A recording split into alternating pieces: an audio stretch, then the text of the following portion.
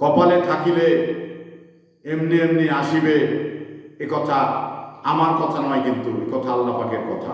তো এই জন্যে মানে ভারতের যে বিজয় থালাপতি বা থালাপতি বিজয় যে বিজয় অর্জন করতে যাচ্ছেন, তাকে দেখেই কিন্তু বোঝা যায় যে এত অল্প সময়ের রাজনীতিবিদ আজকে ভারতের মতো একটি রাজ্যে সে মুখ্যমন্ত্রী হতে যাচ্ছেন।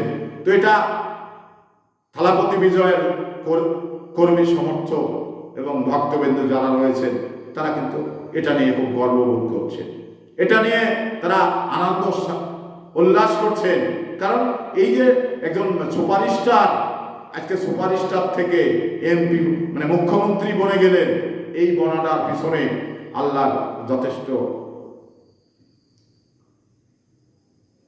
তৌফিক দান করেছেন আল্লাহ পাক তাকে, যার কারণে সে ভাগ্য তার খুলে গেছে। তো এখানে আমরা এটা বড় বিষয় মনে করি না, কারণ জন্মের আগে আল্লাহ পাক কাকে কি করবেন এটা কিন্তু করে রেখেছে। তো এই থালাপতি বিজয় এমন একটি মানুষ যা সব ধর্মের মানুষ তার কাছে যেতে পারে, সব ধর্মের মানে মানুষই তার কাছে গিয়ে এটি নির্ভরযোগ্য জায়গা মনে করে, তাই তো তাকে ভোট দিয়েছে। সে একজন মানে হিন্দু মানুষ, তারপরেও সে ইফতার করেন এবং অনেক মানুষকে ইফতার করান, যেটা রাজনীতির স্বার্থে করার দরকার সেটা উনি করেন, যার কারণে এই সমস্ত বিষয়গুলো কিন্তু আলোচনার কেন্দ্রবিন্দু হয়ে যান।